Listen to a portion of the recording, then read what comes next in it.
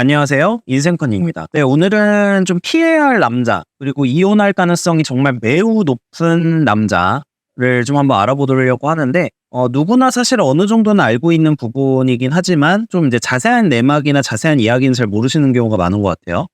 네, 오늘 다룰 거는 도박입니다. 그래서 이제 도박하는 사람들이 어떤 행동 패턴을 보이고 어떤 식으로 문제가 생기는지에 대해서 조금 오늘 말씀을 드리려고 해요. 실무적으로 경험한 케이스를 좀 각색을 해서 말씀을 드릴 수 있을 것 같아요. 제가 과거에 그 강원도 쪽에 근무를 할 때 약간 태백 관련해서 근무를 할 때가 있었어요. 그 주변에는 아마 아시겠지만 이제 강원랜드가 있습니다. 이제 그 탄광 그 산업이 죽게 되면서 거기 지역을 좀 발전시키고 지역을 활성화하기 위해서 그 강원랜드가 들어가게 됐죠. 이제 실제로 주변에서 상담을 하다 보면은 많이 발생하는 문제가 있어요. 도박 중독 같은 경우에는 그 당연히 이제 도박을 했기 때문에 이제 돈 문제가 따라오게 되는데요. 주로 항상 문제가 되는 거는 처음에는 자기 돈으로 도박을 하지만 이제 점차 그 도박을 하는 돈이 남의 돈을 가지고 와서 도박을 하게 됩니다. 점차 자극을 받죠. 예를 들면 내가 원래 1,000만 원을 갖고 있었는데 도박으로 5천만 원을 따보는 경험을 하게 되면은 이 사람들은 사실 도박 이외에 다른 방법으로 돈을 벌 생각은 이제 하지 않게 돼요. 아까 5천만 원까지 땄다가 보통 이제 잃게 되잖아요. 그러면 잃게 되면은 내가 1,000만 원을 또 빌려서 5천만 원 딸 수 있어라고 하면서 이제 주변에 돈을 빌리기 시작을 합니다.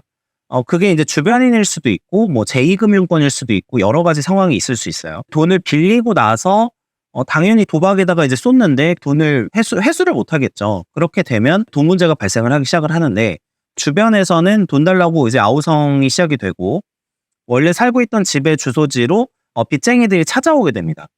물론 이 빚쟁이들이 찾아오는 이런 행동들이 그 채권 추심과 관련된 법률에서 조금 문제가 될 수는 있는데 근데 돈 받으려고 하는 사람들은 막 법 위반 이런 걸 별로 생각 안 하는 경우도 많아서 막 찾아오는 그런 경우가 생겨요. 점점 이제 돈을 끌어다 쓰다가 정상적인 방법으로 돈을 빌릴 수 없는 지경에 이르면 이제 사채를 쓰기 시작을 하죠. 그래서 사채를 쓰면서 점점 빚은 기하급수적으로 늘어나고 가족들이 그 빚쟁이들로부터 받는 그 고통은 점점 심해집니다. 본인은 제 경험상으로는 뭐 강원랜드 주변에서 막노동이나 일일 뭐 알바를 하거나 이제 일시적인 주거만 형성을 하면서 살거든요.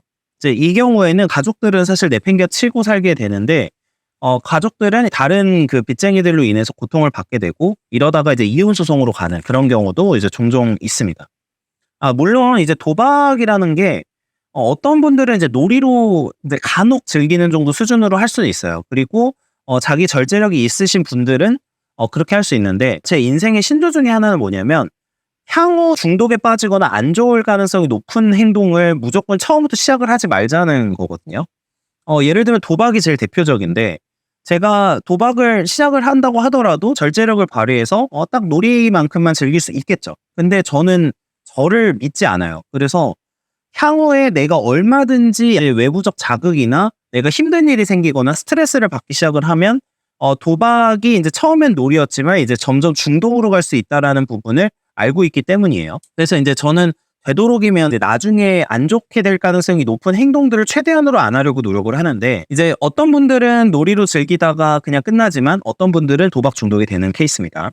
제가 오늘 이제 뭐 제목이나 썸네일 부분을 이런 남자는 좀 피해라 이런 류로 이제 올리게 된 거는 여자분들도 당연히 도박 중독이 있어요. 당연히 있는데 객관적인 비율 상으로 봤을 때 남성이 여성보다는 도박 중독은 훨씬 더 좀 많은 편입니다. 실제 이혼 실무에서도 그렇고 각종 이제 중독 관련 논문들이 있는데 그 논문에서도 제가 찾아보니까 남성의 도박 중독 유병률이 훨씬 더 높더라고요.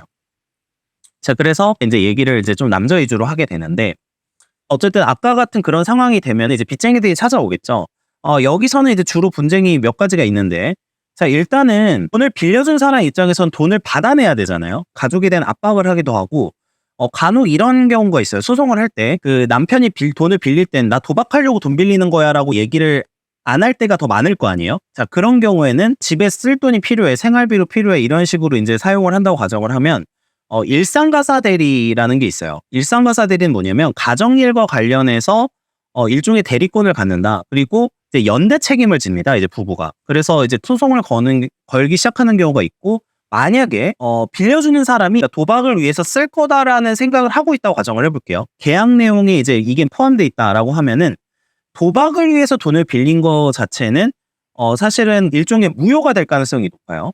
자, 이게 반사회적 법률행위라고 해서 우리나라에서는 그 강원랜드나 이런 게 아니고 사설도박 같은 경우는 다 불법이죠. 불법적인 행동을 하는 데 있어서 어떤 거래를 하거나 이런 거는 무효로 보고 이제 돈을 줬다고 하더라도 불법 원인급여라고 해서 이제 그 법에서 특별 규정으로 이거는 돌려주지 않아도 된다라고 보는 케이스가 있어요.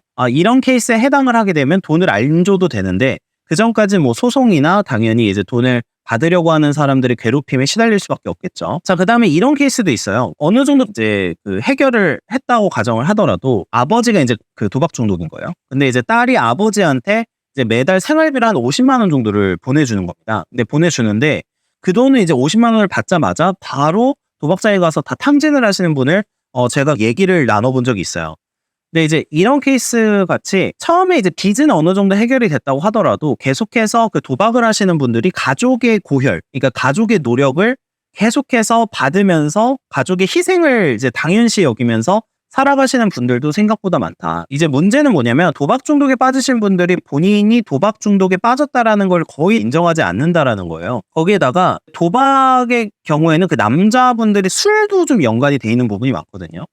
알코올 중독도 같이 따라오는 경우가 많습니다. 이제 보통 술과 도박 무조건 피해라고 하죠. 근데 이게 꼭 뭐 분리되어 있는 게 아니라 술을 많이 먹는 그 분들의 경우에는 어떤 충동 조절이나 어떤 행동 조절이나 이런 부분이 약하신 분들이 많기 때문에 또 도박에 빠지시는 경우도 많다는 거예요. 반대도 마찬가지고.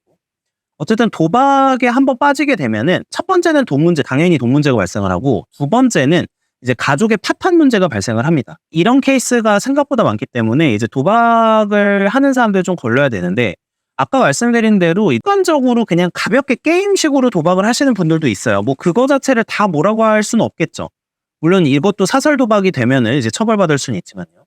근데 사람이 스스로 위험으로 걸어 들어갈 필요는 없다고 보는 거죠. 그러니까 내가 도박을 시작을 하면 게임 정도 수준으로 그냥 적당히 즐길 수도 있겠지만 뭐 가족 간에 이제 뭐 명절에 뭐 고스톱을 치든 이런 정도 수준이면은 상관이 없겠지만 한 번 빠지게 되면은 그 절제가 안 되고 빠져 들어가는 사람들이 있다는 거죠. 그리고 심한 중독 상태로 꼭 가는 사람들이 반드시 나오게 돼 있다는 건데 그러니까 이런 부분까지 고려를 한다면 스스로 불행에 빠져들 수 있는 행동은 최대한으로 자제하는 게 좋고 제가 서두에 말씀드렸지만 이런 사람들은 중독 그 자체도 문제지만 조절 능력에 문제가 있는 경우가 많기 때문에 더 사실은 배우자로서는 좀 조심해야 되는 부분들이 있는 거죠. 한번 이 도박의 맛을 들이게 되면은 아까도 말씀드렸지만 큰 돈을 쉽게 벌어보는 경험을 한 번이라도 하면 이제 그 다음부터는 좀 더 힘들게 버는 경험은 사실 못해요. 이게 이제 그 유흥 쪽에서 일하시는 여성분들하고 비슷한 건데 예를 들면 일을 하는데 시간당 50만 원, 100만 원을 벌어봤어요. 그러면 시간당 10,000원, 20,000원짜리 일을 인간은 하기가 쉽지가 않아요. 자기가 이미 경험해본 돈의 수치나 이런 것들 그리고 1시간당 얼마를 벌어봤다는 그 경험 자체가 사실은 인간을 오히려 망칠 수 있는데 도박이 가장 대표적이고요. 그리고 유흥 쪽도 비슷한 거예요. 그래서 이런 도박에 한번 빠졌던 분들은 완전히 벗어난다는 개념은 좀 힘든 것 같아요. 왜냐하면 그런 경험이 머릿속에 내재돼 있고 머리에 이제 입력이 돼 있기 때문에 언제든지 다시 재발할 우려가 굉장히 높은 거고 당연히 이제 정신과 치료나 이런 걸 받아야 되겠지만 이제 도박 중독에 한 번이라도 빠져봤던 사람은 지속적인 위험에 노출될 가능성이 높기 때문에 이런 분들은 조금 뭐 친구로든 아니면 당연히 배우자로든 조심을 하시면은 좋지 않을까. 도박은 항상 가족들의 희생을 동반한다는 거 그리고 이제 조금 더 가면 주변 지인들의 어떤 희생을 동반할 수밖에 없다라는 점을 한번 기억을 해주시면 좋을 것 같습니다. 네, 시청해 주셔서 감사합니다.